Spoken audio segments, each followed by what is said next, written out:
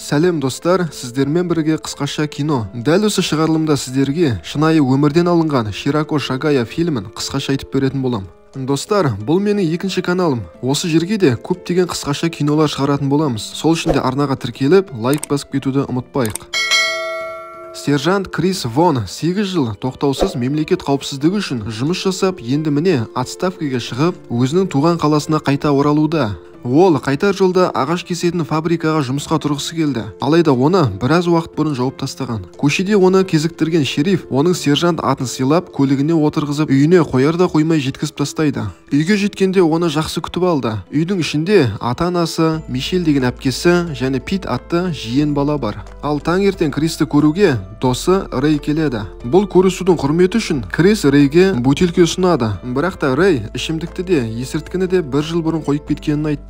Осыдан кейін Рэй Кристі регби ойнауға шақырады. Крис жігіттердің арасында танысы Джейді кезіктіреді. Джейдің отбасы ауқатты адамдар еді. Осы маңдағы фабрикада, осы регби алаңы да және аудандағы ең үлкен казино осы Джейге тиесілі. Ал ойын басталды. Джейдің командасы салған беттен бұларға әдейі қатты ойнап, нағыз төбелес жасайды. Ойын кезінде Крис стадионның жиегінде жиен бала Питтің достарымен бірге шөп шегіп отырғанын көреді. Ал ойын кезінде Джей әдейі қатты ойнаңдар дегенде, Бут атты жігіт Криске әдейі келіп соғады. Соның салдарынан Кристің аяғынан алған жарақаты қайтадан сыр берді.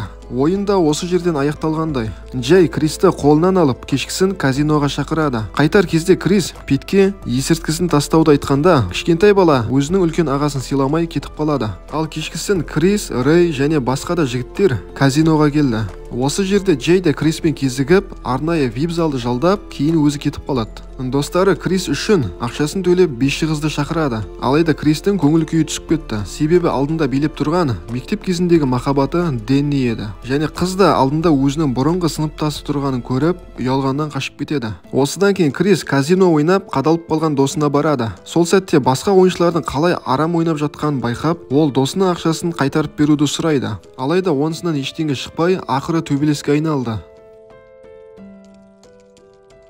Крис бірнеше күзетшіні құлатады, бірақ та басқа жігіттер келіп, жігітті шокермен талдыртып тастайды. Ал кейін жігітті қан жоса қылып жертөлеге апарып, сол жерде бірнеше жеріне пышақ тығады. Сонда жігітті өліп кетті деп ойлап, көлік жүретін жерге апарып тастайды. Жігіттің жолы болып тірі қалды. Көлік жүргізушісі оны ауруханаға алып барады. Алайда бірнеше аптаға төсекке таңылып жатты. Ал үйде ол уақытының көп бөлігін төсекте өткізгенде, жанында досы Рэй мен жиені Пит қана болды. Пит ағасына су, тамақтарын тасып көмектесіп жүреді. Кейіннен бірнеше апта өтіп, сауыққан Крис қайта жүріп, қозғалып, жаттығу жасай бастайды. Крис ауласын жөндеп жүргенде Джей келеді және Кристен өткендегі күзетшілермен болған оқиға үшін кешірім сұрайды. Кейін Криске осы казиноның күзетшілерінің басшысы болуды ұсынады. Бірақ та жігіт қарсы болды. Сонда Джей Кристің денсаулығы үшін ақша бергісі келді. Бірақ та жігіт осындай арам ақшаларды алуға қарсы болды.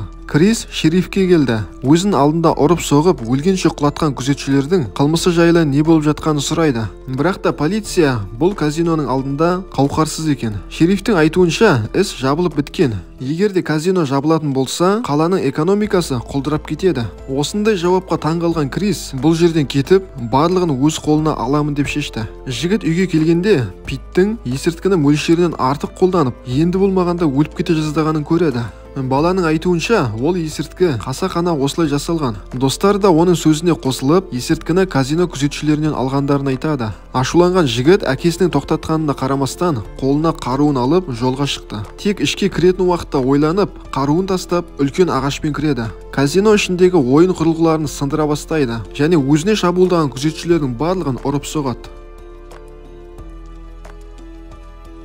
Соңында Бутпен жекпе-жек төбелесіп, оны жеңеді және өзінің жетонын тартып алады. Бұл жерден кетпей тұрып, жігіт қолындағы ағашты жоғарыдағы айнаға лақтырады. Ал сол айнаның арғы жағында Джек барлығын бақылап тұрған екен. Полиция Кристі тезірек ұстап алды. Осылайша жігіт уақытша қамауға алынады. Сонда адвокаты келіп, өз ісіңді мойында, сонда жазаң жеңіл болады дейді. Сот күні куәгерлердің барлығы Кристі жамандап, қиратушылық іс-әрекеттерін айтады. Кристің адвокаты да еш уәжін айтпай келісіп отыра береді. Сонда жігіт адвокаттың сатылып кеткенін түсініп, өзі сөйлей бастайды. Крис мұндағы жиналған қауымға қала ішінде Джектің бизнестері салдарынан құрып бара жатқанын және есірткі бұзақылықтың өршіп тұрғанын айтады. Және сөзінің арасында қала шерифі болып сайлануға ұсыныс тастағанын да жасырмады. Және егер мен шериф болсам, қаланың ішін лас нәрседен тазартамын дейді. Және сөзінің соңында Джейдің жігіттері жасаған жарақаттың іздерін көрсетеді.